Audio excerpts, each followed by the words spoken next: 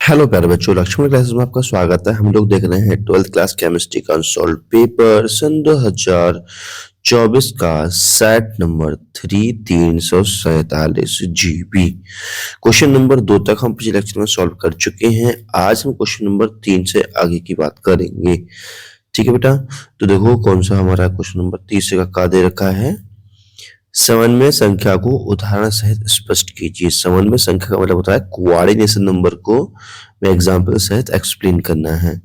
ठीक है बेटा, तो कोऑर्डिनेशन नंबर क्या होता है, ठीक है, तो थोड़ा समझ लेंगे, उसके बाद हम आगे की बात करेंगे। देखो जैसे एक मेटल है बेटा, ये की क्या है, मेटल है। ठीक है, अब एक मेटल है, इसके लिए एक लिगेंड्स जो है एक ऐसे करके एक इलेक्ट्रॉन पेयर देता है, तो उसका कोऑर्डिनेशन नंबर 1 हो जाता है। या हम ऐसे कह सकते हैं कि किसी भी लिगेंड्स के पास जितने डोनर एटम होते हैं, जैसे H2O है, इसके पास एक ही डोनर एटम है। ठीक है बेटा, तो ये लिगेंड्स के लिए एक इलेक्ट्रॉन पेयर दे सकता है, तो इसका कोऑर्डिनेशन नंबर कितना हो जाएगा, कोऑर्डिनेशन नंबर हो जाएगा 1। कोऑर्डिनेशन नंबर हो जाएगा बेटा 1। ठीक है ना, तो किसी भी लिगेंड्स के पास जितने डोनर एटम होते हैं, किसी लिगेंड्स के पास जितने ये डोनर एटम होते हैं, उनकी संख्या को हम कोऑर्डिनेशन नंबर कहते हैं, ऐसे कह सकते हो तुम। ठीक है बेटा, चलो देखो, ये लिगेंड्स के जितने donor atom central metal ion के साथ कोऑर्डिनेट बॉन्ड का फॉर्मेशन करते हैं, उनकी संख्या को हम कोऑर्डिनेशन नंबर कहते हैं। ठीक है, तो अगर मान लीजिए 2 डोनर एटम होंगे तो वो दोनों सेंट्रल मेटल आयन के साथ कोऑर्डिनेट बॉन्ड का फॉर्मेशन करेंगे, तो कहलाएगा कोऑर्डिनेशन नंबर 2। ठीक है, तो जितने डोनर एटम होंगे उनकी संख्या को हम क्या कहते हैं, कोऑर्डिनेशन नंबर कहते हैं। लेकिन वे डोनर एटम क्या है, सेंट्रल मेटल आयन के साथ में कोऑर्डिनेट बॉन्ड बनाने चाहिए। जैसे एग्जाम्पल से क्लियर करते हैं, जैसे ये एग्जाम्पल दे रखे हैं बेटा। ठीक है, इस एग्जाम्पल में पहला एग्जाम्पल है, इसमें है देखो ये लिखा हुआ है प्लेटिनम Cl6 की पावर 2। ठीक है बेटा, तो यहाँ प्लेटिनम से कितने डोनर एटम, कितने मतलब सेंट्रल मेटल एटम जुड़े हुए हैं, जो डोनर एटम है 6 जुड़े हुए हैं, तो क्वार्टर नंबर कितना हो जाएगा, यहाँ पे 6 आ जाएगा। और 6 क्या है, ये क्लोरीन क्या है, एक मॉडरेटेड लिगेंड है। ठीक है ना, तो देखो बेटा, इसमें प्लेटिनम का कोऑर्डिनेशन नंबर 6 है, क्योंकि Cl negative is called moderated ligands. और जी वाला है, ये वाइडेंटेड लिगेंड है। वाइडेंटेड लिगेंड का मतलब होता है जिसके पास 2 डोनर एटम होते हैं। ठीक है, जैसे C2 ये लिखा हुआ है C2O4।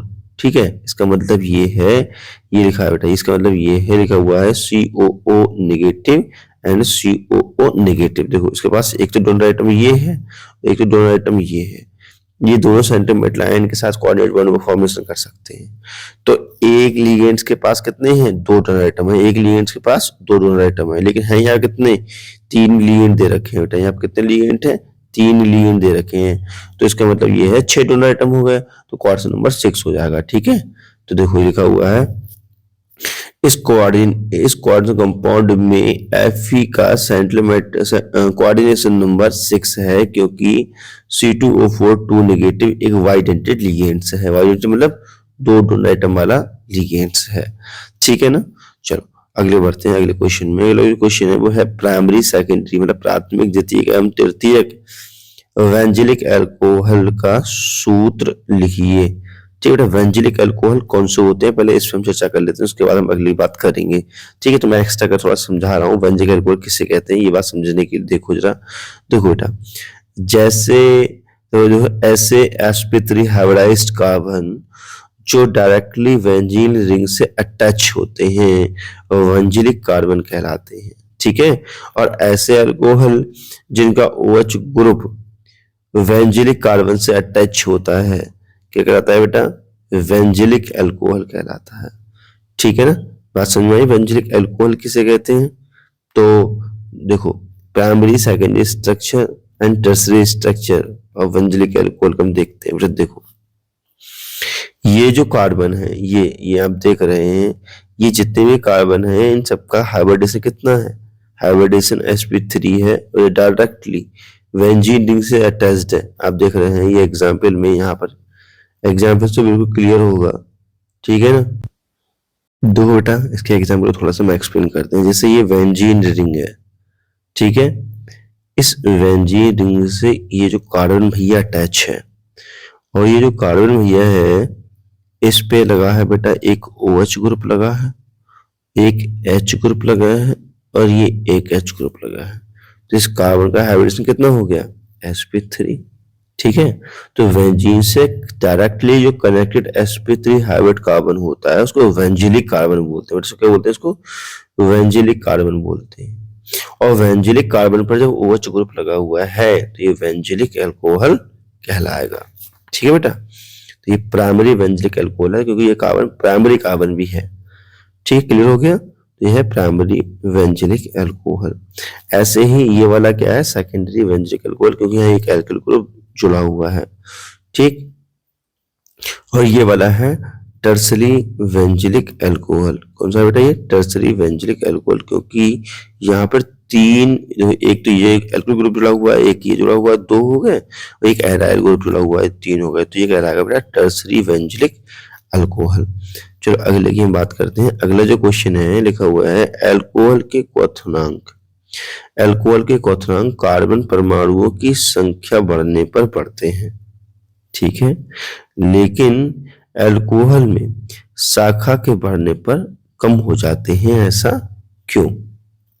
ठीक है, तो बहुत आसान है इसका आंसर। देखो बेटा, बॉइलिंग पॉइंट ऑफ अल्कोहल की बात हम करें तो अल्कोहल में number of carbon atom increase होने पर इनके बॉइलिंग पॉइंट भी इंक्रीज होते हैं, बिकॉज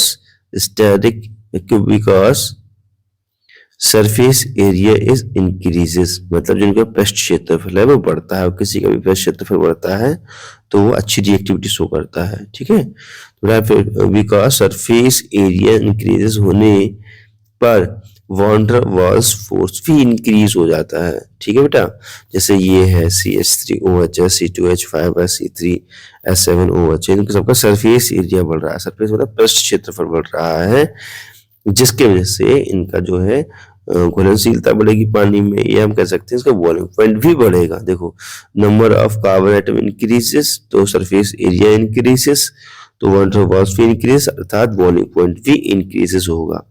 लेकिन शाखाएं बढ़ जाए तो वाटर जो तो क्या होता है, स्टेरिक हिंड्रेंस बढ़ जाता है। देखो बेटा, लेकिन अल्कोहल में ब्रांचिंग मतलब शाखा इंक्रीज होने पर इनके बॉइलिंग पॉइंट भी इंक्रीज हो जाते हैं, बिकॉज सरफेस एरिया डिक्रीज हो जाता है और वॉन डर वाल्स फोर्स भी डिक्रीज हो जाता है। हम कह सकते हैं स्टेरिक हिंड्रेंस बढ़ जाता है। स्टेरिक हिंड्रेंस बढ़ जाता है अर्थात जो चैन की जो स्टेरिक हिंड्रेंस के रूप में होती है ना, जो ब्रांच जो होती है, शाखाएं होती हैं, ये जो है पानी में घुलने का विरोध करती हैं, तो घुलनशीलता कम हो जाती है, या हम कह सकते हैं इनके क्वथनांक भी कम हो जाते हैं। ठीक है बेटा, तो इस तरीके से हम समझ सकते हैं इन चीजों के लिए। चलो अब हम अगले के लिए बढ़ते हैं। ठीक है ना, अगला जो हम देखते हैं इसका आंसर, अगला क्वेश्चन का अगला जो क्वेश्चन है RNA पर संक्षिप्त टिप्पणी दीजिए। RNA के बारे में हमें समझाना है, RNA होता क्या है। बेटा RNA क्या होता है, ये आपको पता है, ये उसके अंदर पाया जाता है, हमारी जो कोशिकाएं होती हैं, कोशिका में केंद्रक होता है, केंद्रक के अंदर न्यूक्लियस होता है, न्यूक्लियस के अंदर पाया जाता है, तो एक तरह से न्यूक्लिक अम्ल है। ठीक है, तो RNA बेटा क्या है, RNA राइबोस न्यूक्लिक अम्ल।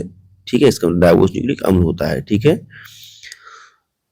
ये RNA एक ऐसा जैविक अणु है, ठीक है, बायोमोलिक्यूल है, जो प्रोटीन संश्लेषण के माध्यम द्वारा से पढ़ते हैं। बेटा RNA एक ऐसा जैविक अणु है जो प्रोटीन संश्लेषण में अहम भूमिका निभाता है। ठीक है, यह DNA से आनुवंशिक जानकारी राइबोसोम्स मतलब RNA तक पहुंचाता है। अमीनो एसिड को राइबोसोम तक पहुंचाता है। ठीक है, अमीनो एसिड को राइबोसोम तक पहुंचाता है, और राइबोसोम का एक महत्वपूर्ण हिस्सा RNA और कोशिका की क्रियाओं में महत्वपूर्ण भूमिका निभाता है। ठीक है, ये इसका आंसर हो गया। अगले हम बढ़ते हैं। अगला जो हमारा क्वेश्चन है, हेलोएरीन में नाभिक रागी प्रतिस्थापन अभिक्रियाओं के बारे में बताना है और इनकी मैकेनिज्म भी देनी है।